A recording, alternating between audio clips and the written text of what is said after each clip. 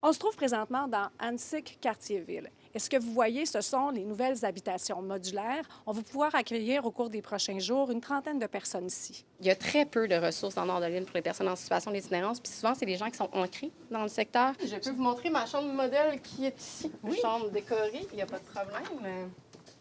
Donc, voici à quoi ça ressemble. Ceci est une chambre simple. Donc, la personne, quand elle arrive, bon, elle passe, on a une chambre de décontamination, elle rencontre son intervenant de suivi qu'elle va le suivre tout le long. Il s'agit d'une promesse qu'avait faite Valérie Plante avant de partir, mais c'est la nouvelle mairesse qui en a fait l'inauguration. Ça a coûté cher. On est autour du 157. 157 000.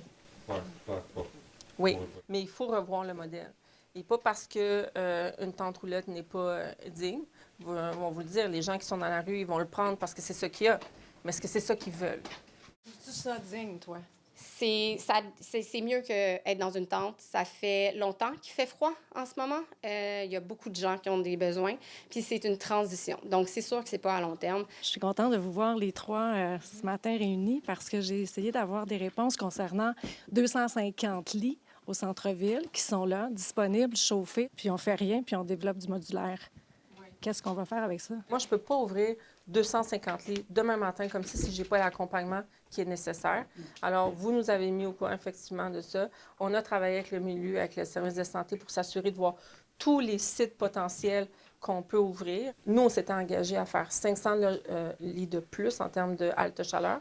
On a fait 613. Le leadership de la municipalité, moi, je le salue parce qu'on le voit, ce changement de paradigme. On a réglé la question de l'urgence hivernale, ce que j'appelle le gros band-aid d'hiver, là. Mais moi, ça n'a pas sorti du monde de la rue, là. Ça a empêché les gens de mourir dans la rue.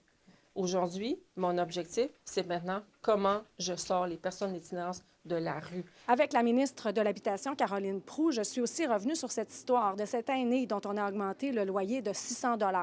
Les personnes âgées disent que le nouveau calcul, ça les inquiète. Oui, mais c'est parce qu'il y a un calcul qui est très différent de quelqu'un qui habite dans un logement. Il y a des services, hein?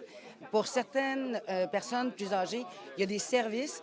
Donc, on doit calculer l'indice de ces services-là. Les premiers usagers vont pouvoir entrer ici dès cet après-midi et graduellement pendant toute la semaine après avoir passé des entrevues, mais il n'y a pas nécessairement de critères précis de sélection. On accepte les hommes, les femmes, les gens avec des animaux et ils pourront rester pour une durée indéterminée.